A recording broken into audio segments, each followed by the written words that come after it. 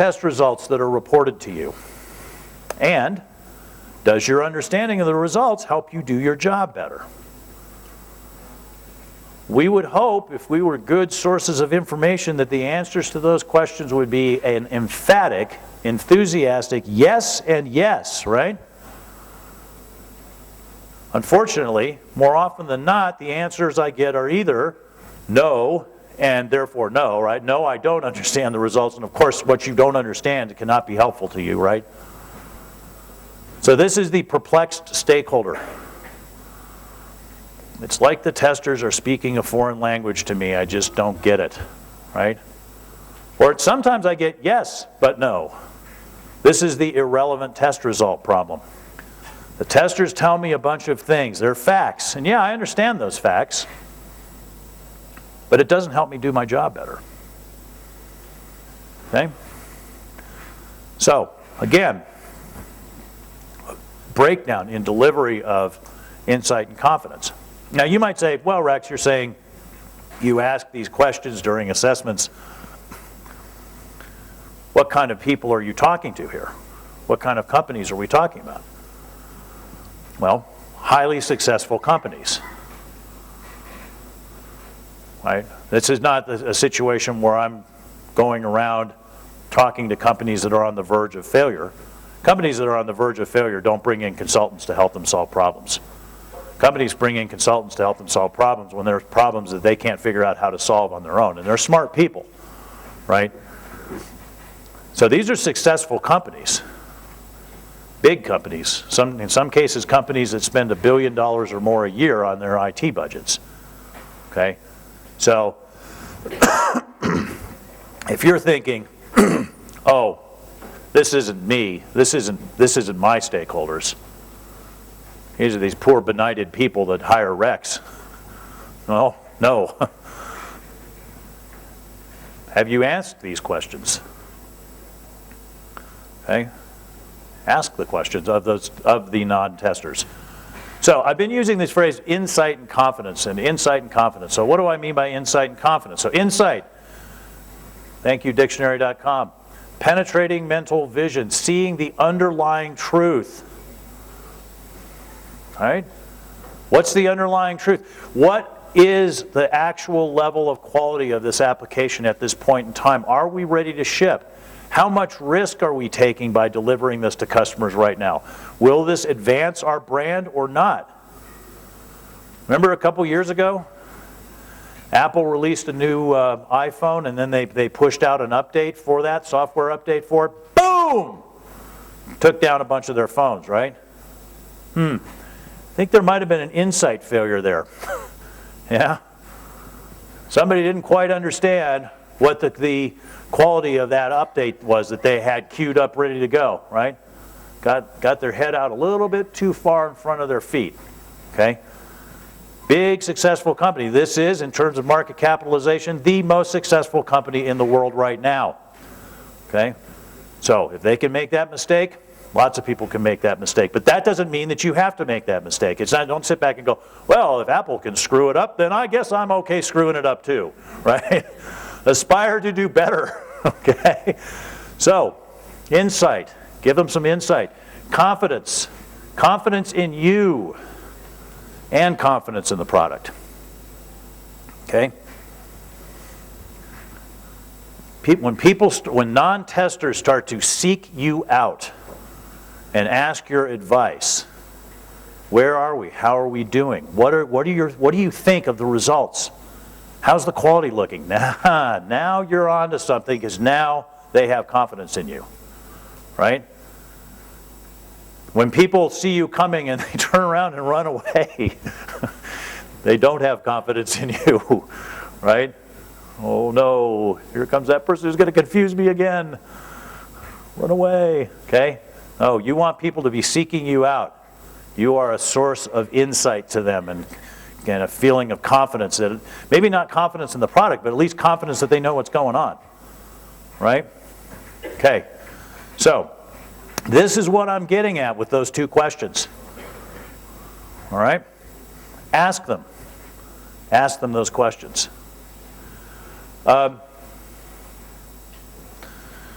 See what they say. If they don't understand your test results, try to understand what's confusing them. Why don't they understand? They do understand, but they can't use them. Again, why? How am I perplexing you? Why is this irrelevant? Right? What's the source of confusion? What's the missing information? What's the too much information? Right? What's the distracting information? Am I overwhelming you with information? That's possible too. Happens. How can I deliver insight and confidence to you more quickly? Okay. Now, of course they don't know the answer to that off the top of their head, right? Because again, who's the expert? Them or you? You are, right? You are the expert on what can be done and what can't be done with testing, what kind of information can be provided, right? But they know what questions they need answers to. So they're here, you're here. You got to build a bridge, right?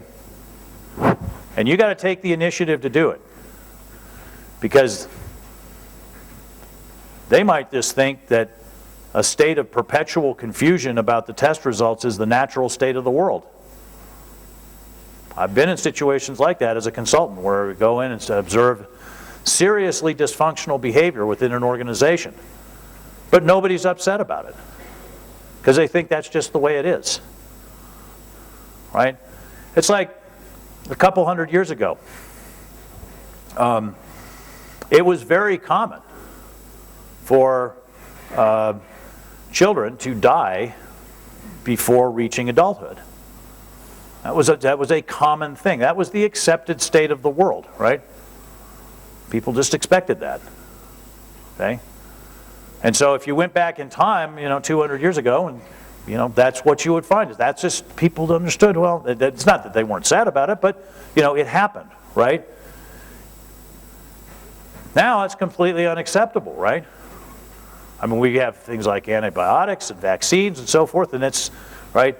So just because something's screwed up doesn't mean it has to be screwed up, right?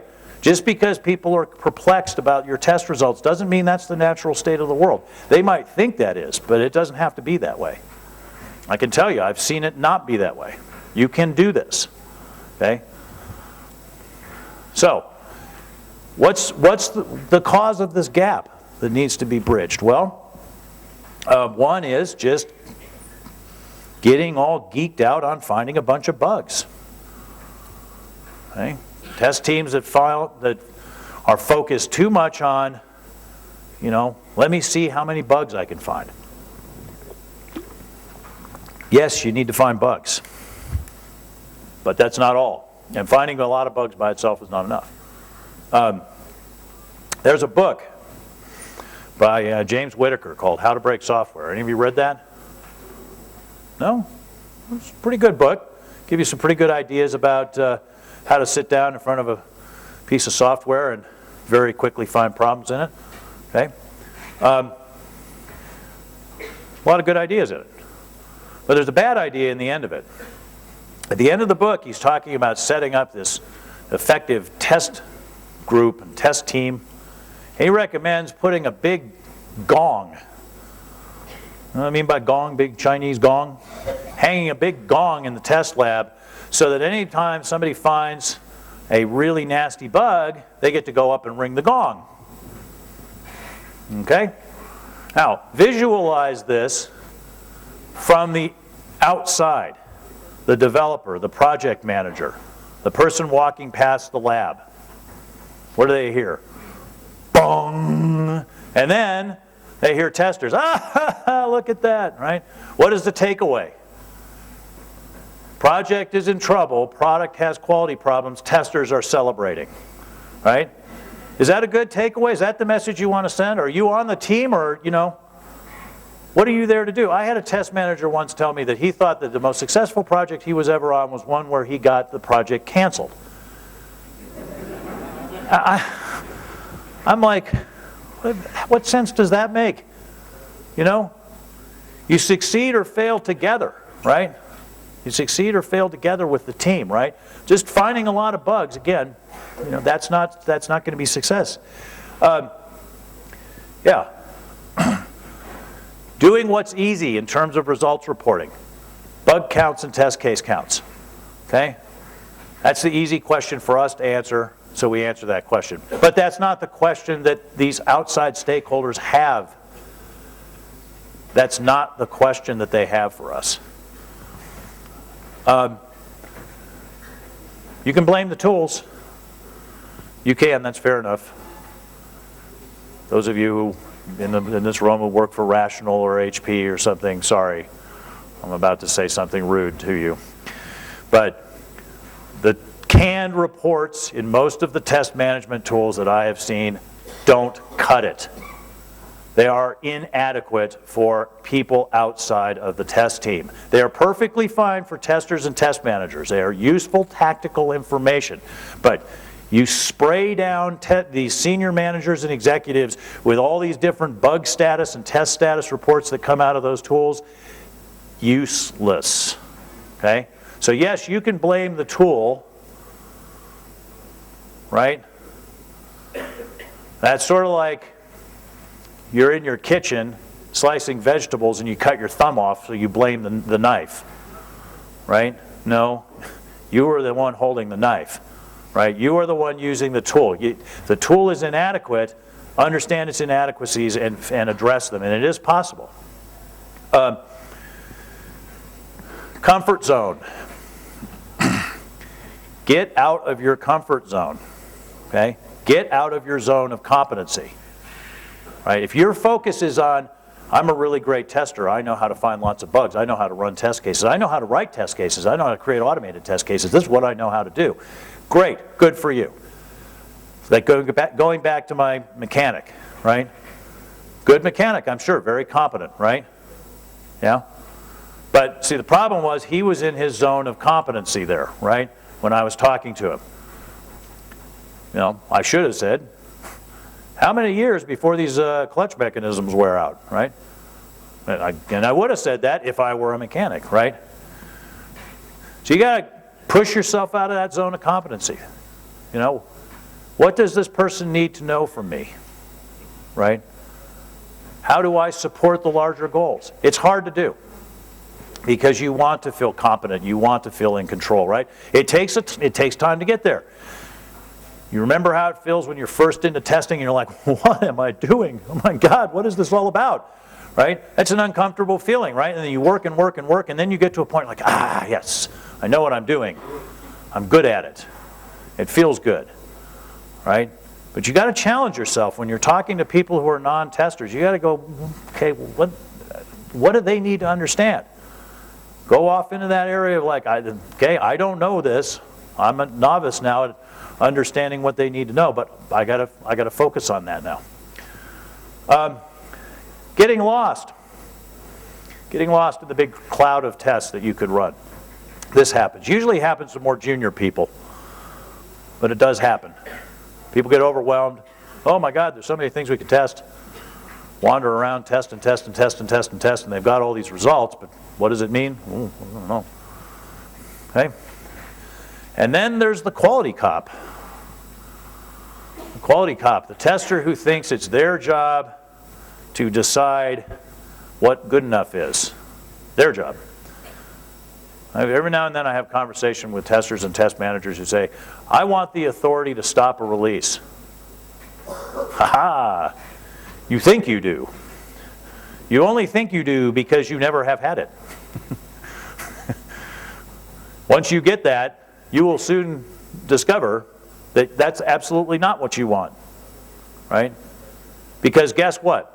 If you get that authority and then you're holding up releases, you are the one who is preventing revenue from coming into the company. You are the one who's responsible for the delays. We were fine, we were ready to ship, but those testers say we can't. Bloody testers, right? And then finally you say, all right, I'm not happy about it, but go ahead and ship it. And then there are bugs in production. Guess what? What do you hear? How come you didn't find that bug? Right? How come you missed that? Yeah? Yeah, see, that's going to happen if you're the one who gets to determine when to release. Now you might say, but I don't get to determine when to release, and people are saying that to me already. When I miss bugs. You know why? Because they expect you to find all the bugs. Right? This is back to what I was talking about earlier, objectives. If you don't define the objectives and what can reasonably be accomplished, people will come up with their own set of objectives for you. Right? If there's a testing organization and people are aware of it, they're aware that it costs money to run that organization. So they think it's there to do something. So they have expectations. Yeah. They might be dead wrong on those expectations, but they have them. And the fact that you're not satisfying them, you can't just say, well, those are unrealistic expectations. Okay, they are, but they have them. Right? So again, go back to what can you actually accomplish? How can you support the organization? So, how to fix the problem if this problem exists for you? Listen. Start by listening. Talk to your stakeholders. Listen to them. What are they not getting from you, information-wise? Right? Even if they say something completely unrealistic, first just listen. Okay? And then go off and come up with a plan. Come up with a plan of how you're going to be this person that they see as this fountain of insight. They love talking to you because they're confused about what's going on, but then they come and talk to you and now they understand. Now they understand the quality of the product. Now they understand the risks. Okay? That's what you want them to walk away conversation with you. You might not always make them happy. You're not going to tell them everything that they want to hear, right?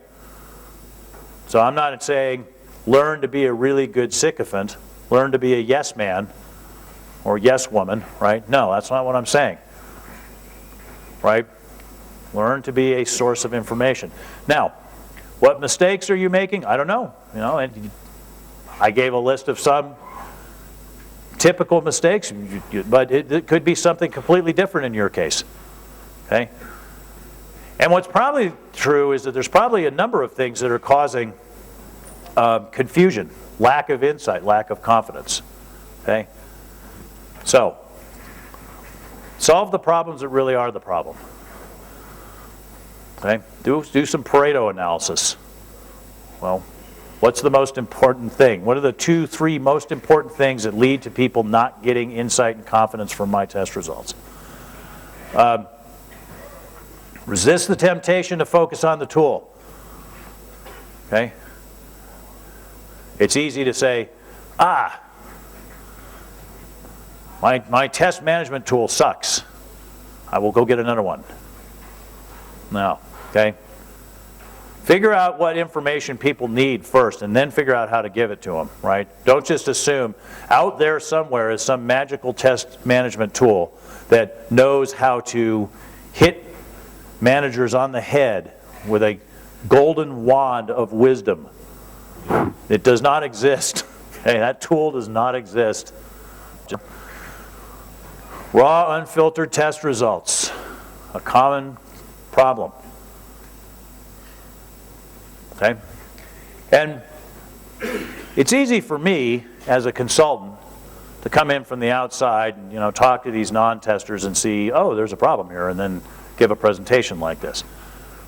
I understand that there are a lot of pressures and you're doing a lot of things. And sometimes it feels like you're in a very deep pool and you're lucky that the water's here, not here, right? Yeah? I understand that. Okay? But maybe you need to redirect a little of your attention away from some things you're doing towards some other things that you're not doing. Right? Maybe some of the things that are chewing up so much of your time that you think are so important right now are actually distractions that are preventing you from delivering this insight and confidence, right? Are there things that you're doing that are potentially less important than figuring out how to be a better provider of information?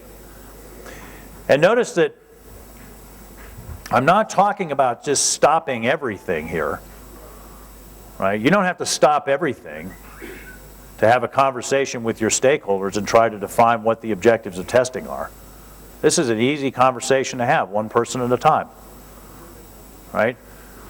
You don't have to stop everything to try to figure out how to better report your test results, because again, it's an easy conversation to have.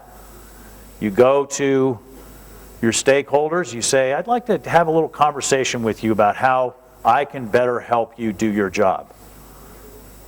Who's going to say no to that, right? No, no, I don't want any help from you, right? I mean, is somebody going to say that? No, you're going and saying, I want to figure out how to better help you. You know, who's going to say, no, you can't have any of my time for that, right? Have this short conversation. What do you think the objectives of testing are? How do those relate to your goals, right? You know, figure that out. How can I better support you with information? Figure that out, okay? Try to stand outside and look at your results, okay? And then come up with a plan. All right, so I'm getting the sign in the back that I think I've time to go to questions. Is that right? Yeah, so do we have some time for questions, Natasha?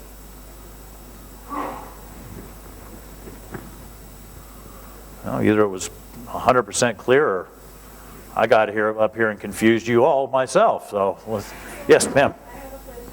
How often do we share the test results? Like our organization into an agile model, where we kind of go back and share test results every iteration or every sprint. So if we squeeze the frequency on how often? How often, right.